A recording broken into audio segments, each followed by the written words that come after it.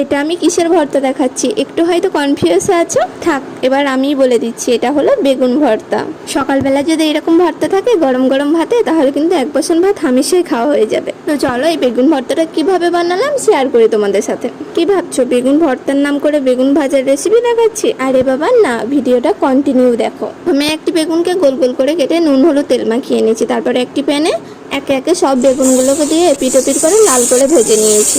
এখানে গ্যাসের আঁচটা লো টু মিডিয়ামে রাখতে হবে, নাহলে উপর থেকে পুড়ে যেতে পারে। সব বেগুনগুলোকে ভাজা কমপ্লিট। এবার আমি একটি প্লেটে তুলে নিচ্ছি, আর ওই পাত্রে কিছুটা তেল দিয়ে দিচ্ছি একটি মিডিয়াম সাইজের পেঁয়াজ এবং দুটি শুকনো লঙ্কা। এবার এটাকেও ভালো করে ভেজে আমি ওই প্লেটেই তুলে নিচ্ছি। এবার এতে দিচ্ছি কেটে রাখা আরেকটি কাঁচা পেঁয়াজ। তোমরা চাইলে এই ভর্তাটা সম্পূর্ণ কাঁচা পেঁয়াজও করতে পারো বা সম্পূর্ণ ভাজা পেঁয়াজও করতে পারো। আমি দুই রকমের স্বাদ একটি ভর্তার মধ্যে আনার জন্য দুই রকম ভাবে পেঁয়াজ কেটে দিয়েছি। পেঁয়াজ আর লঙ্কাটাকে একটু লবণ দিয়ে ভালোভাবে ডলে নিচ্ছি এবং দিচ্ছি ওতে ধনেপাতা। এবার এই যে ভাজা বেগুনগুলো দিয়ে ভালোভাবে মাখিয়ে নিলেই রেডি মুখে লেগে থাকার মতন বেগুন ভর্তা। তো কি দেখছো, আর দেরি না করে ঝটপট বানিয়ে ফেলো। আর কেমন হলো কমেন্ট অবশ্যই জানিও।